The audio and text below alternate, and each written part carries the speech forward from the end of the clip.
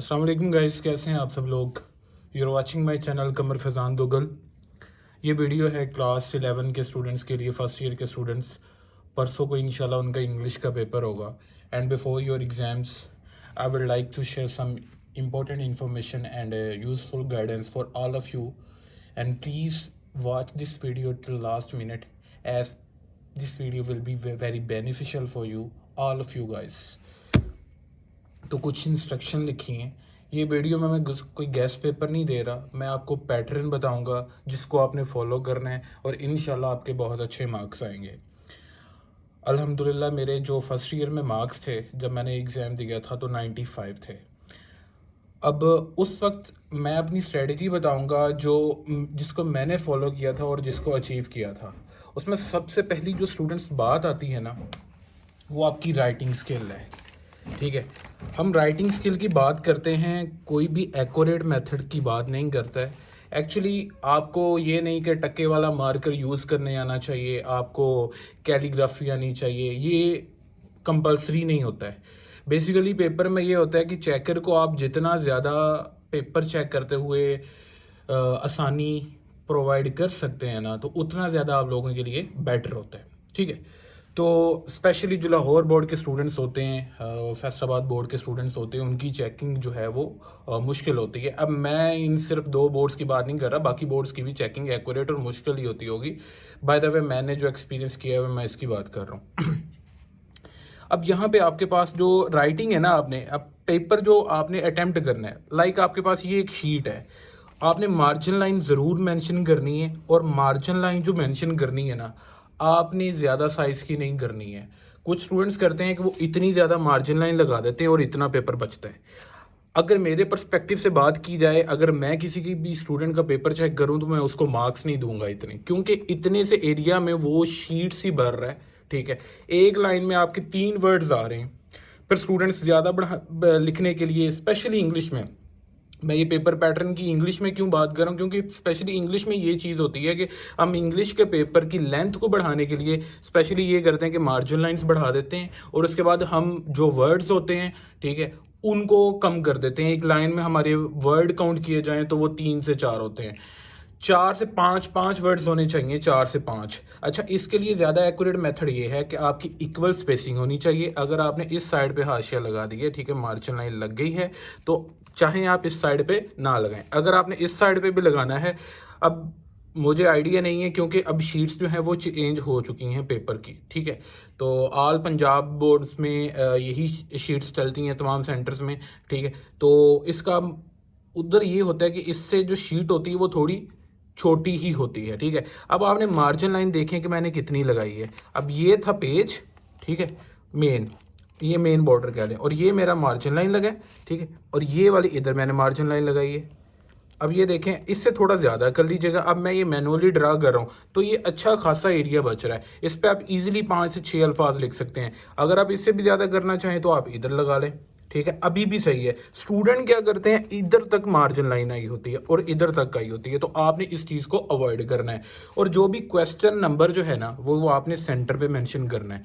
यहाँ पे लाइक आपका क्वेश्चन है पेपर का, आप इसको थोड़े कैपिटल वर्ड्स में यूज़ कर लें। सारे कैपिटल वर्ड्स लिखने हैं, सारे लिख लें। मेरा ये एक्यूरेट मेथड होता है कि मैं फर्स्ट लेटर जो है वो ज़्यादा कैपिटल लिखता हूँ, बोल्ड भी सारा बोल्ड ही होता है और कैपिटल लेटर लिखता हूँ। मार्कर यूज़ करनी है आपने, आपके पास जो भी मार्कर है आप जिसको ईजिली यूज़ कर सकते हैं आपने उसको यूज़ करना है।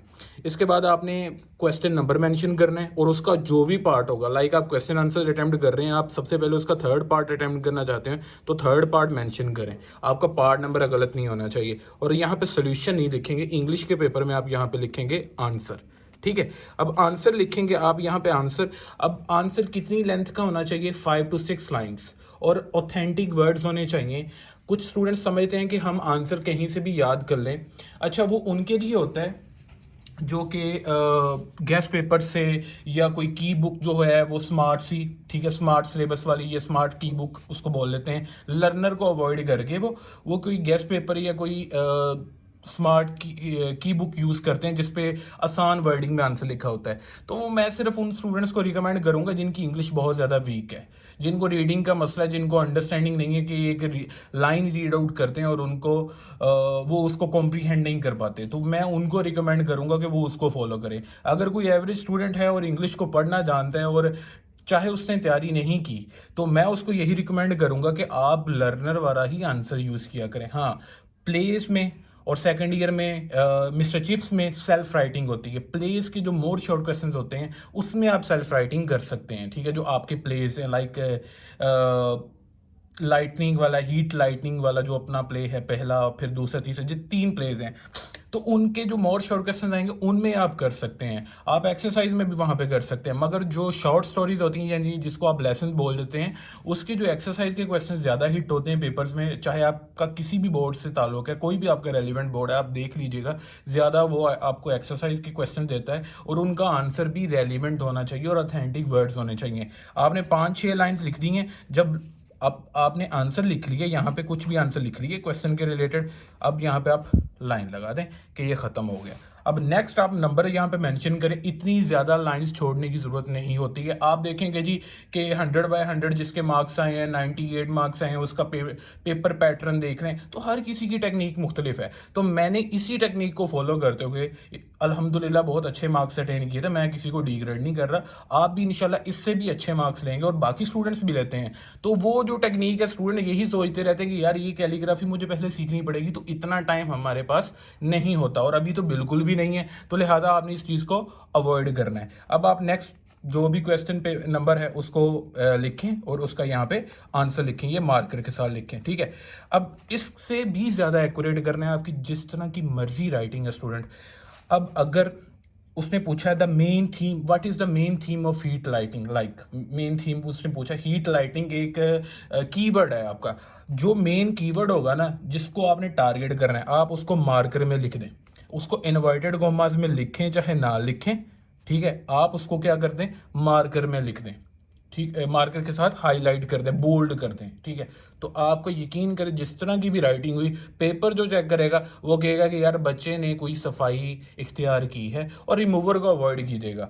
आपने कटिंग को अवॉइड करना है। वो भी वही बंदा कर सकता होता है जिसकी यार प्रैक्टिस होती है। अब जिसने सारा साल प्रैक्टिस की होती है वही बंदा अवॉइड कर सकता होता है, और जिसकी प्रैक्टिस नहीं होती है तो वो उसकी तो कटिंग ही बहुत ज़्यादा होती है, उसके लिए तो बहुत ज़्यादा प्रॉब्लम होता है। इस वजह से अब ये तो नहीं हो सकता कि आप राइटिंग करते रहें ताकि आप ओवर राइट ना करें, कटिंग ना करें। अब रिमूवर यूज़ कर लेते हैं स्टूडेंट्स, वहाँ पे करते हैं, इतना कोई मसला नहीं होता, फिर भी आप अवॉइड कीजिएगा कटिंग वगैरह से। कोई वर्ड गलत हो जाता है ना आपके पास, तो बेहतर ये है कि उस पर लाइन लगाएं, उसको आप ब्रैकेट्स में लिखें और छोटा सा क्रॉस लगा दें वहाँ पे, ठीक है। अगर आपके पास रिमूवर है तो भैया आप रिमूवर लेके जा सकते हैं, तो वैसे तो प्रोहिबिटेड होता है, ठीक है। तो आप वहाँ पे ऐसे क्रॉस लगा सकते हैं जो भी वर्ड आपका गलत लिख हो जाता है। तो ये मैंने थोड़ा सा आपको पैटर्न बताना चाहा। इसको फॉलो करते हुए आपने हर क्वेश्चन करना है। आपके पास अगर एप्लीकेशन आ जाती है, आपने पहले उसका नंबर मेंशन करना है क्वेश्चन का, जौन सा भी क्वेश्चन होगा। आपने अकेला एप्लीकेशन नहीं लिखनी। अब रैंडमली लेट्स से कि हमारा क्वेश्चन नंबर है 8, जो कि हमारा एप्लीकेशन का है, आपने क्वेश्चन नंबर 8 लिखना है।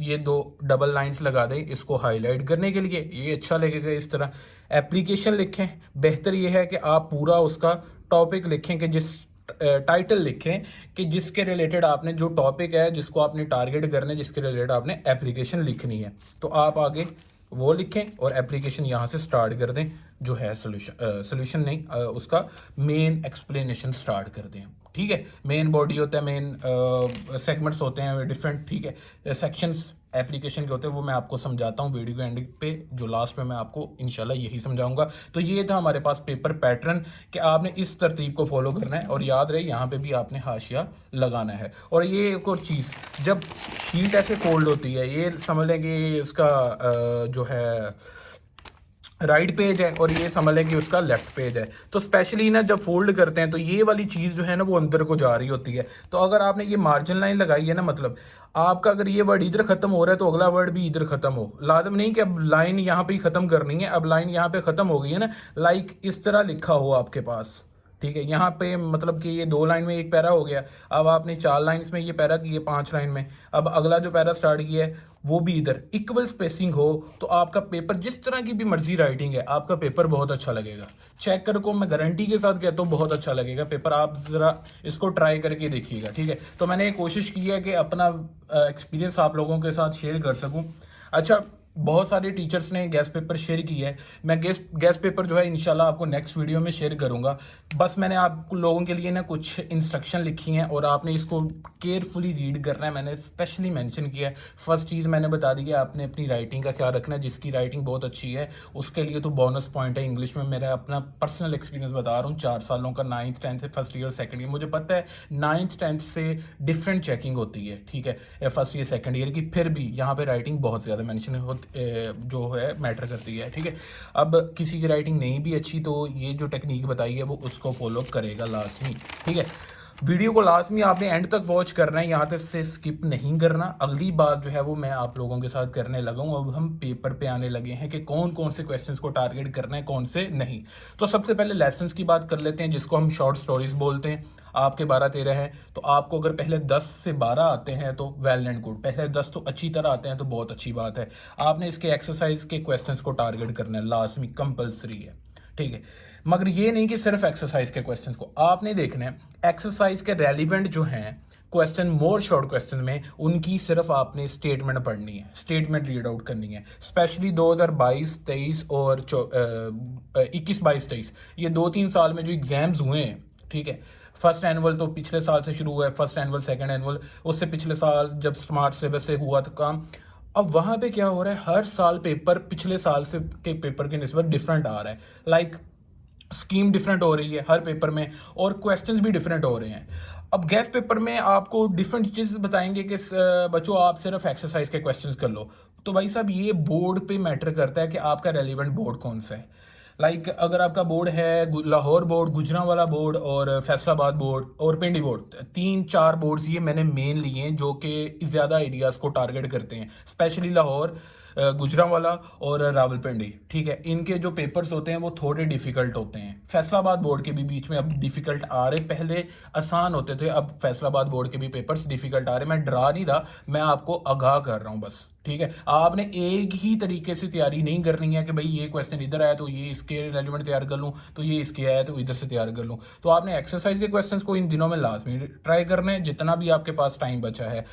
साथ ही साथ आपने अपने मोर शॉर्ट क्वेश्चंस ओपन करने, इंशाल्लाह मेरी नेक्स्ट वीडियो में आप लोगों को बताऊंगा कि ये भाई मोर शॉर्ट क्वेश्चंस है, इनको आपने टारगेट करना है। हो सका तो मैं आपको लर्नर के वीडियो में साथ साथ मार्क करवा दूंगा या एक शीट पे ऐसे ही मैं लिख दूंगा ताकि सभी के लिए वो एक्सेसिबल हो, ठीक है, सभी वो उसको डाउनलोड कर सकें। प्लेस जो पीडीएफ जो लिंक होगा वो वीडियो को डिस्क्रिप्शन में पड़ा होगा, इस वजह से मैं फिर शीट्स पे लिखता हूँ, वरना मैं भी लिख सकता हूँ ऐसे ही कि मैं आपको ऊपर से मार्क करवा सकता हूँ। टाइम भी लगता है, मगर ये होता है कि किसी का फ़ायदा हो जाता है कि उसके पास ये मैनुअली पीडीएफ फॉर्म में ये फाइल चली जाती है। अब नेक्स्ट ये देखें कि लेसन में से, चैप्टर में से जो आपने क्वेश्चन को टारगेट करना है, पहले हम बात करेंगे आपने एक्सरसाइज के क्वेश्चन को लाजमी टारगेट करना है। और मोर शॉर्ट क्वेश्चन जो हैं उनके रेलिवेंट, जो एक्सरसाइज के रेलिवेंट क्वेश्चन बनते हैं, कोई कीवर्ड है, लाइक ऑर्थर है, पहला लेसन है, तो आपको ऑर्थर की सिग्निफिकेंस पता होना चाहिए कि आपकी शॉर्ट स्टोरी में ऑर्थर का क्या रोल था, नॉर्मा का क्या रोल था, ठीक है। तो इस तरह के क्वेश्चन मैं आपको इंशाल्लाह नेक्स्ट वीडियो में हाईलाइट करवाऊंगा। अब प्लेस पे आ जाते हैं, पिछले 3 सालों में इनमें मोर शॉर्ट क्वेश्चन पे ज़्यादा टारगेट किया जा रहा है, ठीक है। अब मोर शॉर्ट क्वेश्चन जो रिसेंट ईयर्स में पास पेपर्स में आ चुके हैं, आपने अपने अपने रेलिवेंट बोर्ड में देखना है, सिर्फ अपने रेलिवेंट बोर्ड्स में नहीं, बाकी साथ में। यानी कि अगर आपका बोर्ड है साहिवाल बोर्ड, तो आपने सिर्फ साहिवाल बोर्ड के पास पेपर्स नहीं देखने हैं, Faisalabad board, Sargodha board, Bahawalpur board, इनके जो है वो भी आपने क्वेश्चंस देखने हैं, ठीक है। अब इसी तरह लाहौर बोर्ड है, लाहौर बोर्ड वालों को चाहिए Faisalabad board, Gujranwala board, Rawalpindi board, इनके क्वेश्चंस वो लाजमी देखें। तो आपने इसके मोर शॉर्ट क्वेश्चंस पे ट्राई करना है, सिर्फ एक्सरसाइज के क्वेश्चन नहीं आ रहे। अब मेनली आपको थीम पता होना चाहिए, कोई भी चैप्टर पढ़ रहे हो, कोई भी आप प्ले पढ़ रहे हो, उसका मेन थीम पता होना चाहिए। आपको स्टेटमेंट वो चेंज कर रहा है, आंसर वही होता है, बेसिकली उन्हीं क्वेश्चन में पोशीदा होता है, आपको सिर्फ स्टेटमेंट को समझना होता है। अब पॉइंट्स की बात कर लेते हैं, पहली 10 से 12 पॉइंट्स बड़ी इंपॉर्टेंट है। मैं फिर भी कोशिश करूंगा कि आपकी चाहे 20 है या 18, अब मुझे आई एम नॉट रिमेंबर के 20 या 18 पॉइंट्स हैं, तो उसमें आपने क्या करना है कि आपने सिर्फ इंपॉर्टेंट पॉइंट्स को हिट करना है, ठीक है। आपने इसके इंपॉर्टेंट क्वेश्चंस को टारगेट करना है। स्टैंजा अटेम्प्ट करने के लिए रेफरेंस टू द कॉन्टेक्स्ट, हर पॉइंट का सिर्फ रेफरेंस टू द कॉन्टेक्स्ट पढ़ लें। एक्सप्लेनेशन में वो बंदा अपने पास से लिख सकता है जिसको टेंसेस आते हैं, जिसको टेंस स्ट्रक्चर आता है, ग्रामेटिक मिस्टेक्स नहीं है, वो अपने पास से एप्लीकेशन लिख सकता है, उसको कोई मसला नहीं है। हर पोइम का रेफरेंस टू द कॉन्टेक्स्ट पढ़ लें कि पोइम किसने लिखी है और पोइम कहाँ से ली गई है और राइटर कौन है और पोइम का मेन थीम। तो मैंने यही लिखा है कि just try to hit the main theme of poems, ठीक है। अब एप्लीकेशन या लेटर में आपका पैटर्न जो है वो 100% एक्यूरेट होना चाहिए। तो इसी वीडियो में आपको पैटर्न भी समझाऊंगा और ऑथेंटिक वर्ड्स होने चाहिए आपके। ये नहीं कि आपने सिंपल और क्रैमिंग करके कुछ वर्ड्स यूज़ किए, ऐसे वर्ड्स आपके नहीं होने चाहिए, ठीक है। अब स्टोरीज के लिए आपने मोस्ट रिपीटेड स्टोरीज को टारगेट करना है और आपकी स्पेलिंग मिस्टेक नहीं होनी चाहिए, कोई भी स्पेलिंग मिस्टेक नहीं होनी चाहिए। और आपने पैराग्राफ की फॉर्म में स्टोरीज को लिखना है, यानी कि एक पेज पे आपके 2 पैराग्राफ्स तो मस्ट होने चाहिए। एक ही पेज पे एक पैराग्राफ नहीं, 2 पैराग्राफ्स हो जाए, 3 हो जाए तो एक्यूरेट है, ठीक है। पैराग्राफ की फॉर्म में करना है। अब आगे आपके पास है पेयर ऑफ वर्ड्स। इसके लिए आप सिर्फ इतना कीजिएगा कि जो भी वर्ड आता है ना उसका मीनिंग पता होना चाहिए आपको उर्दू में। और दूसरी चीज़ ये कि जो भी आपका रेलिवेंट बोर्ड है ना उसके पास पेपर्स देखें, सिर्फ उसके पास पेपर। बाकी कोई 100 200 कोई 126 130 कोई भी आपको इतने पेयर ऑफ वर्ड्स करने की जरूरत नहीं है, फिर तो आप सारा टाइम इधर ही लगा दोगे, ठीक है। और वो क्रेमिंग होगी, ये नहीं होगा कि आपको याद रहेंगे, ठीक है। इस वजह से आपने मेन जो है वो मीनिंग समझना है पेयर ऑफ वर्ड्स का। पंक्चुएशन में के लिए आपने रूल्स को समझना है। पहले कहीं से भी समझें, आप पहले रूल्स को अंडरस्टैंड करें। अगर आपके पास टाइम नहीं बचता तो पास पेपर्स में जो हर चैप्टर में से पंक्चुएशन आई हुई है उसको अटैम्प्ट करने की कोशिश करें। ये 5 नंबर की होती है, ज़्यादा जोर जो है वो इन्हीं पे लगता है, एप्लीकेशन, स्टोरीज और क्वेश्चन आंसर पे। जो पोइम का स्टैंजा होता है, स्टैंजा वो भी 5 नंबर का होता है, तो उस पर भी इतना जोर हमारा नहीं लगता। अब एप्लीकेशन मेथड है, मैं आपको ये बताने लगा हूँ। कुछ स्टूडेंट्स को ये नहीं आता होता तो इसको फॉलो कर लें। सबसे पहले आपने हेड मास्टर लिखना है, द प्रिंसिपल लिखना है। कॉलेज डीन के बारे में होती है, कॉलेज का जो हेड होता है उसके बारे में होती है, ठीक है। जो भी है, हेड ऑफ डिपार्ट है, द हेड ऑफ डिपार्ट, ठीक है, the head master, the college dean. ये पहला जो लेटर होगा वो उसका कैपिटल आएगा। कॉलेज डीन लिख रहे हैं ना तो कॉलेज सेपरेट लिखा जाएगा ऐसे, और डीन आपका सेपरेट लिखा जाएगा और यहाँ पे कॉमा आएगा। इसके बाद गवर्नमेंट कॉलेज लिख दें, किप्स कॉलेज लिख दें, आपका कोई भी कॉलेज है, पंजाब कॉलेज लिख दें, पीजीसी ना लिखें, बेटर ये पंजाब कॉलेज लिख दें शॉर्टली, और यहाँ पे कॉमा। गवर्नमेंट लिख रहे हैं तो गवर्नमेंट में GOVT लिख के यहाँ पे डॉट लिखना है आपने। इसके बाद आपने सिटी नेम लिखना है, जो भी आपका रेलिवेंट सिटी है, उसके बाद आपने डॉट यूज़ करना है। इसके बाद आपने सब्जेक्ट लिखना है, ये आप चाहे आउटस्टैंडिंग कर रहे हैं, चाहे आप स्टैंडर्ड कर रहे हैं, चाहे आप इजी एप्लीकेशन कर रहे हैं। वर्डिंग जो कुछ भी हो, आपका ये मेन थीम है तो आपने क्या करना है, एप्लीकेशन 4, यहाँ पे ये मैंने डॉट्स लगाए हुए हैं, डॉटेड लाइन, कि जो भी आपका रेलिवेंट है, यानी कि फी कंसेशन है तो एप्लीकेशन 4 फी कंसेशन, ठीक है, ये लिख दें। Application for sick leave, application for 2 days leave, ठीक है, फुल वेकेशन, जो भी है टॉपिक आपने यहाँ पे लिख देना है। आगे आप लिखें रिस्पेक्टेड सर, अकेला सर भी लिख सकते हैं। अच्छा देखें, अगर आपने रिस्पेक्टेड सर लिख दिया ना तो यहाँ पे रिस्पेक्टफुली के साथ स्टार्ट करने की जरूरत नहीं है। फिर आप सिंपली लिखें कि it is stated that, it is stated that, ठीक है।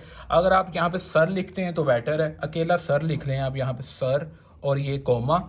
अब ये देखें, जहाँ पे कॉमा लिखा होगा ना आपने उससे आगे शुरू करना है। अब यहाँ पे कॉमा था ना, मैंने यहाँ से शुरू किया है, यहाँ से भी कर सकते तो बेटर ये है कि थोड़ा सा आगे से इतनी सी स्पेस छोड़ के respectfully it is stated that, या it is the most respectfully it is stated that, ये भी हो सकता है। तो मैंने लिखा है respectfully stated that I am a regular and well disciplined student of your institution, I am studying in 11th class. अब ये 11th है, TH आपने छोटा करके ऊपर लिखना है। ये हर एप्लीकेशन में आ सकता है, क्योंकि ज़्यादातर एप्लीकेशन होती हैं कॉलेज डीन के नाम, हेड मास्टर के नाम या प्रिंसिपल के नेम, ठीक है, तो head of depart, head of institution. तो इसके लिए आप बता देंगे आप कॉलेज में एक रेगुलर स्टूडेंट है और आप ये फ़लाँ क्लास में 11th के फर्स्ट ईयर के हैं तो 11th क्लास में। The purpose of writing this application is that, ये लिखें आप। आगे आप यहाँ पे लिखें कि पर्पज़ क्या है, ठीक है जी। आप लीव मांग रहे हैं, ठीक है, तो आई नीड लीव, या माई मदर इज़ एक्चुअली इल, ठीक है, या मेरी तबीयत नहीं सही है, ठीक है, I am unwell for 2 weeks 4 days, जो भी है आपने यहाँ से लिख देना, जो भी एप्लीकेशन होगी। इसके बाद आपने क्या करना है, सारा ये मेन बॉडी लिख रहे हो आप। At the end, thank therefore I request you to kindly grant me full fee concession, stipend, 1 week leave, ठीक है, फुल वेकेशन, जो भी है आपका जो पर्पस है एप्लीकेशन में लिखने का वो आपने लिख देना। इससे आगे आगे आपने लिखना है I shall be very thankful या grateful, better to write grateful, grateful लिख लें। For you sorry, I shall be very thankful to you for this act of kindness या for this kind act. Yours obediently, इसके साथ apostrophe का sign नहीं आएगा, your simply लिखा जाएगा और XYZ आएगा। तो ये था एप्लीकेशन लिखने का मेथड। ये मैंने आपको फुल पेपर अटेम्प्ट करने का मेथड बताया और कुछ इंपॉर्टेंट इंस्ट्रक्शन आप लोगों के साथ शेयर किए हैं। इस वीडियो को लाजमी आपने एंड तक वॉच करना है, और वीडियो आपको अच्छी लगी है तो लाजमी आपने लाइक करना है। और जिन स्टूडेंट्स ने अभी तक मेरे चैनल को सब्सक्राइब नहीं किया, स्पेशली नॉन मेडिकल स्टूडेंट्स, वो मेरे चैनल को सब्सक्राइब कर लें, क्योंकि आपका नेक्स्ट ईयर जो होगा, सेकंड ईयर का सारा जो मवाद आपको इंशाल्लाह मेरे चैनल पे मिलेगा ना, वो मैंने प्लेलिस्ट आप ही लोगों के लिए बनाई हुई है। आप वॉच करेंगे इंशाल्लाह सेकंड ईयर में, तो आप खुद कमेंट करेंगे और खुद याद रखिएगा अपनी दुआओं में, ठीक है। तो आपके लिए बहुत ही बेनिफिशियल चीज़ें में होंगी यहाँ पे चैनल पे। सेकंड ईयर के स्टूडेंट्स के लिए भी मैं वीडियोस बना रहा हूँ नेक्स्ट, उनके आगे कैरियर काउंसलिंग के लिए, और उनके यूनिवर्सिटी में जो भी एडमिशन है। मैं माई सेल्फ एक इंजीनियर हूँ, UET से पढ़ा हूँ, तो मैं आपको जितनी भी है अपने सीनियर से, अपने क्लासमेट से, अपने बैचमेट से जितनी भी इंस्ट्रक्शन या इंपॉर्टेंस जो गाइडेंस है वो ले सकता हुआ, तो मैं आप लोगों के साथ लाजमी शेयर करूँगा। तो आपने चैनल के साथ जुड़े रहना है। Thank you so much.